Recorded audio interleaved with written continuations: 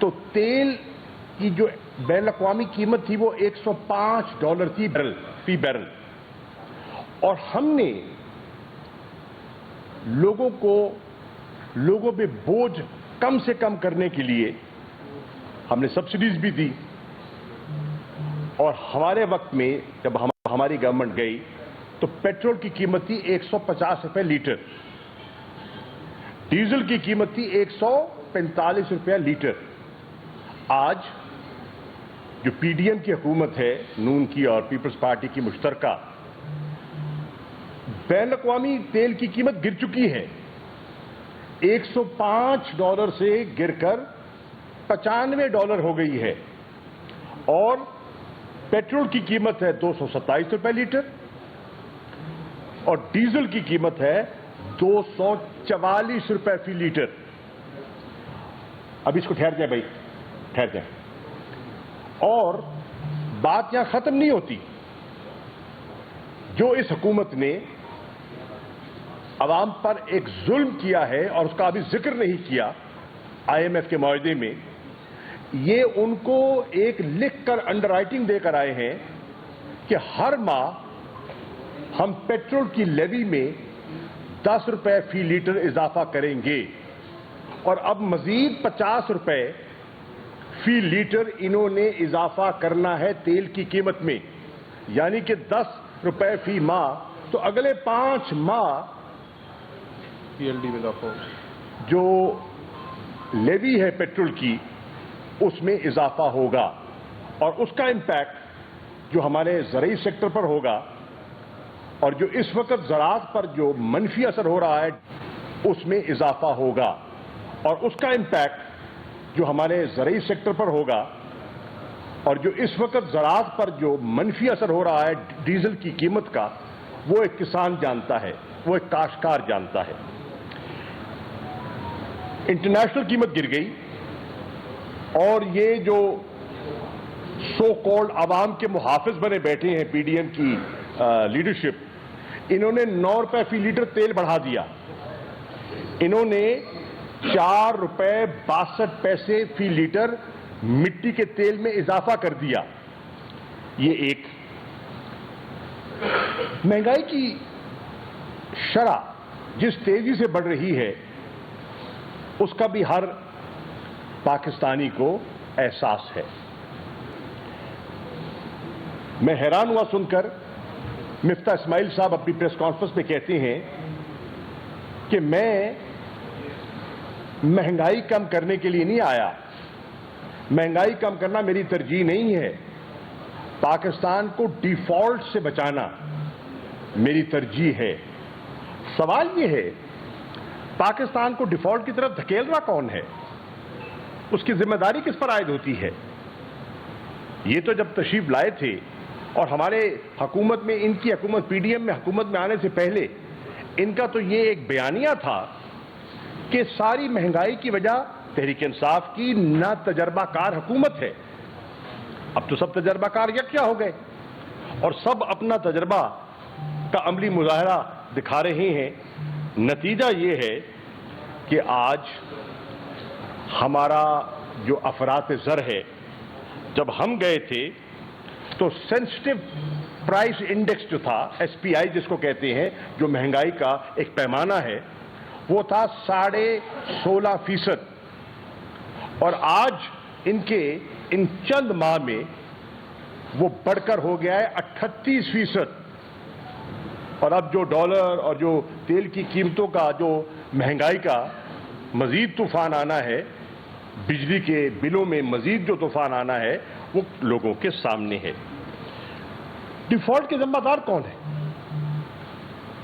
یہ کہہ دینا کہ جی یہ تو وہ ذمہ دار تھے، ناکافی ہے۔ آج سب لوگ دیکھ رہے ہیں کہ موجودہ حکومت کے پاس کوئی ریکوری پلان نہیں ہے، کوئی اکنامک ریکوری کا ان کے پاس پلان نہیں ہے۔ موجودہ حکومت کی جو پالیسیز ہیں ان میں کوئی تسلسل نہیں ہے، ایک قدم آگے 2 قدم پیچھے۔ موجودہ حکومت کی جو ساکھ ہے وہ بہت متاثر ہو چکی ہے، اور اس کا ایک इशारा आपके सामने है कि जब बाहर भी किसी से बात करनी पड़ती है मुल्क के लिए रियायत लेने के लिए, तो बात कौन करते हैं? रख दीजिए। जो बात करते हैं वेंडी शर्मन से, डिप्टी सेक्रेटरी ऑफ स्टेट से, वो हमारे आर्मी चीफ करते हैं। ये बात तो वजीर खारजा को करनी चाहिए थी, ये तो बिलावल को करनी चाहिए थी। मनी लॉन्ड्रिंग होगी तो मुसलसल मंदा है वहां। जब हम हुकूमत में थे तो आपकी जो सनत है, इमरान खान साहब ने सनत को फरोग देने के लिए, मईशत को चलाने के लिए कुछ इंसेंटिव्स दिए थे, और उन इंसेंटिव्स का नतीजा ये निकला था, टेक्सटाइल इंडस्ट्री को, हाउसिंग सेक्टर को, उन इंसेंटिव्स का नतीजा ये निकला था कि आपकी इंडस्ट्री 26% उसकी ग्रोथ हो गई थी। आज जब से ये पीडीएम की हुकूमत आई है, वो ग्रोथ 26% से गिरकर 10% हो गई है। आज आप फैसलाबाद जाइए और लोगों से पूछिए तो टेक्सटाइल सनत बंद होने को चली है। आज आपकी सीमेंट इंडस्ट्री बंद हो रही है, आज आपकी स्टील इंडस्ट्री दबाव में है, आज आपके बहुत से कारखानेदार लेबर को ले ऑफ कर रहे हैं, उनको मुलाजमतें दे नहीं रहे, ले रहे हैं उनसे। आज कैफियत यह है कि आपकी industry is grinding to A halt, और ये बहुत सीरियस बात है। आज कैफियत यह है कि आपकी जो लेटर्स ऑफ क्रेडिट है, एलसी जिसको कहते हैं, वो कारोबारी तबका खोल नहीं पा रहा। इतनी बेयकीनी है मार्केट में, अनसर्टेनिटी इस लेवल की है और करेंसी फ्लक्चुएशन इस लेवल की है कि एलसी नहीं खुल पा रही। आज कैफियत यह है कि जो जिंदगी बचाने की अद्वियात हैं वो मार्केट से गायब हैं, और बहुत सी आपकी फार्मास्यूटिकल इंडस्ट्री जो है, जो लोकल भी है, वो प्रोडक्शन नहीं कर पा रही, इसलिए कि रॉ मटेरियल दस्तयाब नहीं है। अपनी अद्वियात पैदा करने के लिए जो रॉ मटेरियल दरकार है वो अवेलेबल नहीं है। आज कैफियत ये है कि आपके ताजिर, और अब सारा मुल्तान का मीडिया बैठा है, आप कवर भी करते रहे हैं, तमाम मुल्तान के ताजिर सरापा एहतजाज हैं। वो बिजली के बिल दिखा रहे हैं और बिजली के बिल जला रहे हैं। आज वो कहते हैं कि हम ये बर्दाश्त नहीं कर सकते, और ताजरों ने 17 अगस्त को शटर डाउन की कॉल दे रखी है, शटर डाउन की कॉल दे रखी है। आज ताजर जो हैं वो कह रहे हैं कि आपने हम पर जो फिक्स टैक्स बिजली के बिल में और रिटेलर टैक्स जो लगा दिया है, ये नाकाबिले बर्दाश्त है, और लगाते वक्त आपने हमसे कोई मशावरत भी नहीं की। आज वो कह रहे हैं कि 2000 से लेकर 20,000 रुपया, depending on the size of the shop, आपने फिक्स टैक्स हम पे आयद कर दिया। चौक शाह अब्बास के एक ताजर तशरीफ लाए और उन्होंने दिखाया बिजली का बिल। उन्होंने कहा बिजली का बिल जो मुझे फिक्स टैक्स लगा है वो ज्यादा है, और मेरी दुकान का किराया उससे कम है। मेरी दुकान का जो महीने का मैं किराया देता हूं वो इतने हजार है, और जो मुझे बिजली का बिल फिक्स आया है वो 6,000 का है। तो मैं दुकान चलाऊं या दुकान बंद कर दूं? ये है कैफियत। वो कहते हैं कि छोटे दुकानदारों पर भी सेल्स टैक्स आयद कर दिया गया है। जितने इंसेंटिव्स इमरान खान साहब ने और तहरीक इंसाफ ने दिए थे मुल्क की मईशत को किक स्टार्ट करने के लिए, क्योंकि 2 साल कोरोना की कैफियत से हम दो चार रहे हैं और हमने चाहा कि मईशत का पहिया चलता रहे, इन्होंने सब यके बाद दीगर उनको विड्रॉ कर लिया है।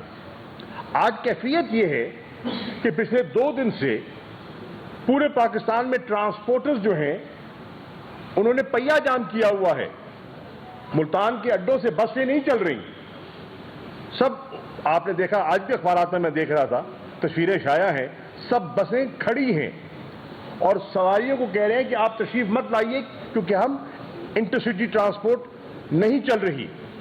آج وہ کہہ رہے ہیں کہ ہماری وائبلٹی نہیں رہی.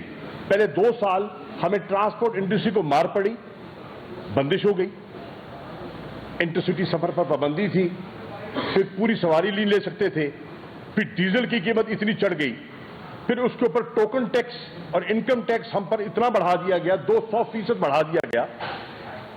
اس بوجھ تلے ٹرانسپورٹ چلانا ناممکن ہے, ہڑتال پر ہیں.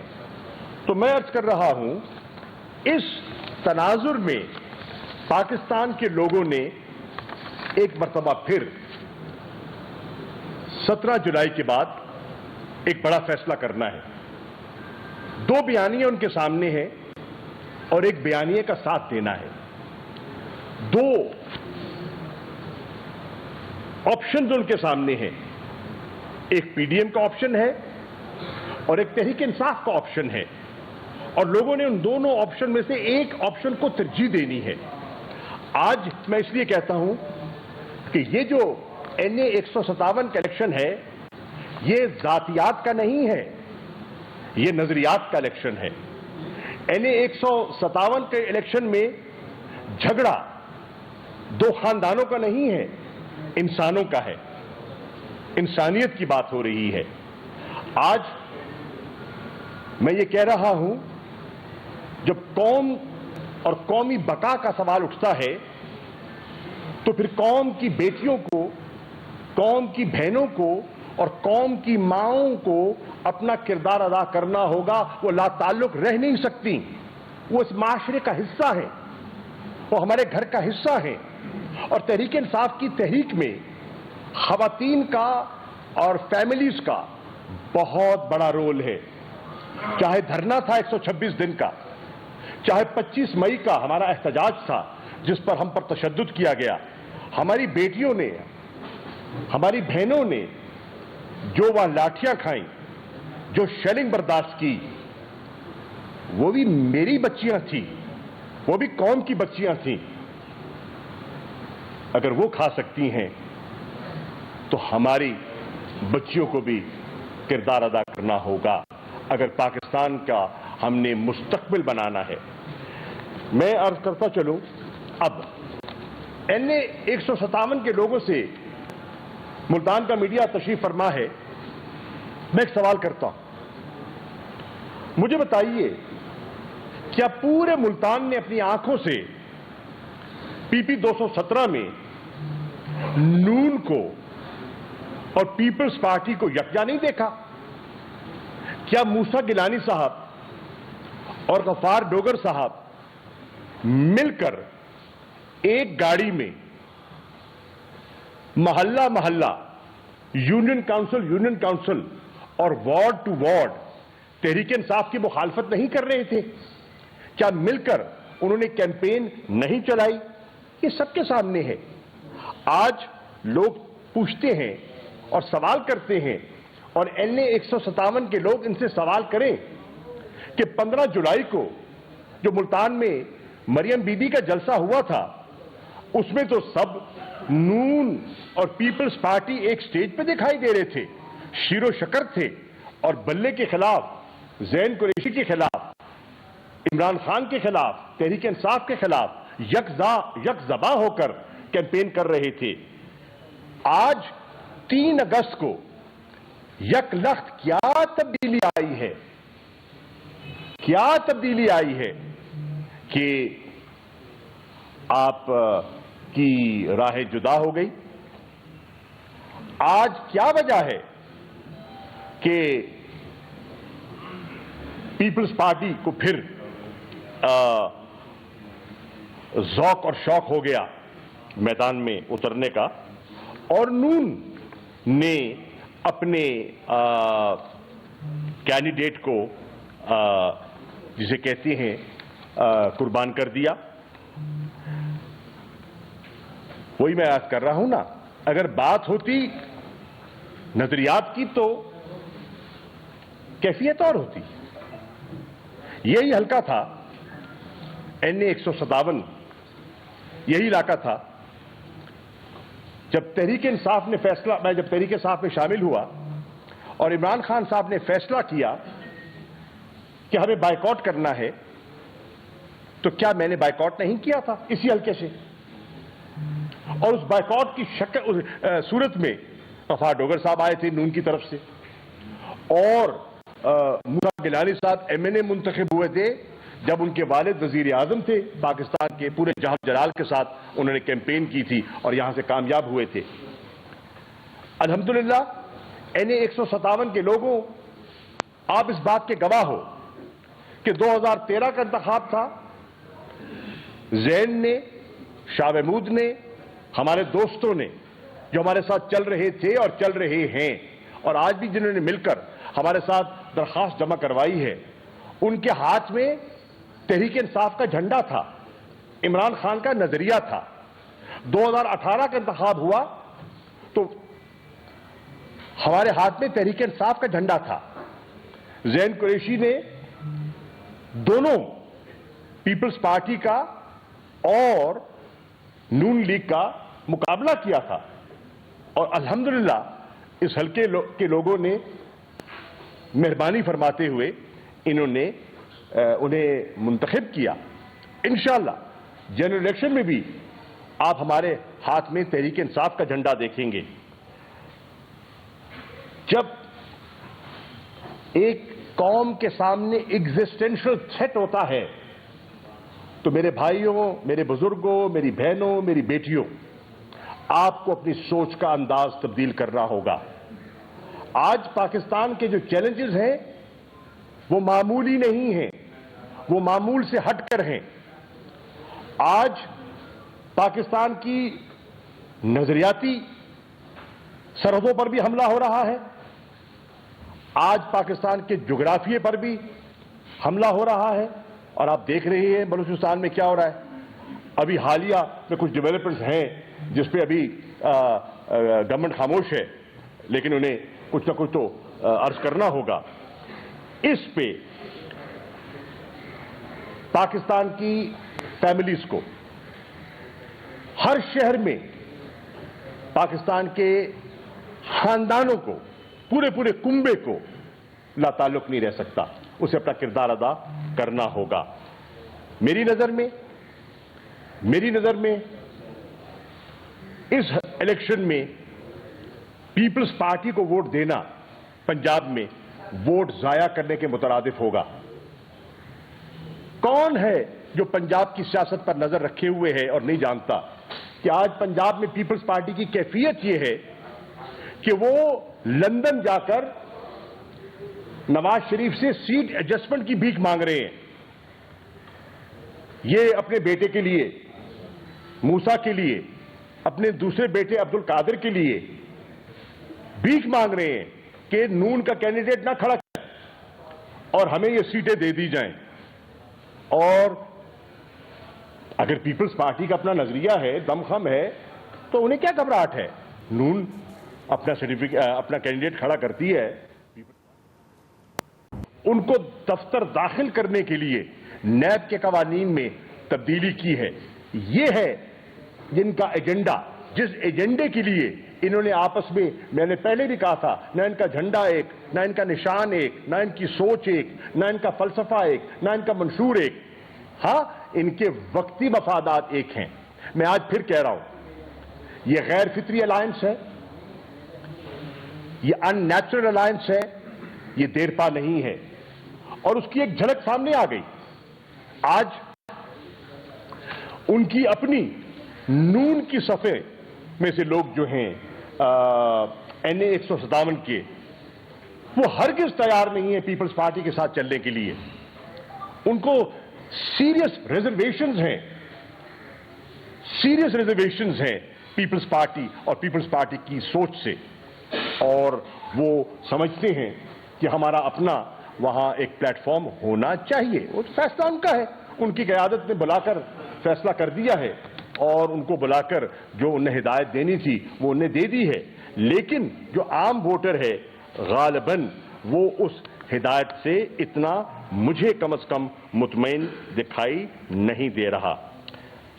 تو میرے ساتھیوں، میرے بھائیوں، میں یہ عرض کرنا چاہوں گا، پھر یہ گلی اور نالی تک محدود نہیں ہے یہ الیکشن. گلی، نالی، سڑک، پانی، بجلی، گیس، ان کی اہمیت سے کوئی انکار نہیں کر سکتا. یہ روزمرہ کی ضروریات ہیں اور ان کو پورا کرنا ہمارے فرائض میں شامل ہوتا ہے. لیکن یہ الیکشن اس سے بالاتر ہے. یہ الیکشن علاقائی گروپنگ سے بھی بالاتر ہے. یہ الیکشن گروہی پسند اور ناپسند سے بھی بالاتر ہے. اس لیے میں آج یہ عرض کرنا چاہوں گا کہ جو بھی ووٹر ہے جو فیصلہ کرنا چاہے وہ اپنے فیصلے میں آزاد ہے، لیکن وہ ترازو میں رکھ کے تولے اور تول کے فیصلہ کرے، کیونکہ یہ فیصلے کا وقت ہے اور اس فیصلے کی اس کی بڑی اہمیت ہے. اس لیے میں کہوں گا NA 157 کی بچیوں کو، بیٹیوں کو، ماؤں کو جو گھر بیٹھی ہیں، جو روزانہ کھیت میں جا کے کام کرتی ہیں اور ان کے بغیر زرعی معیشت چلتی نہیں ہے. چاول کاشت ہو رہا ہے، خواتین لگا رہی ہیں. کپاس کی چنائی ہوگی، خواتین چنیں گی.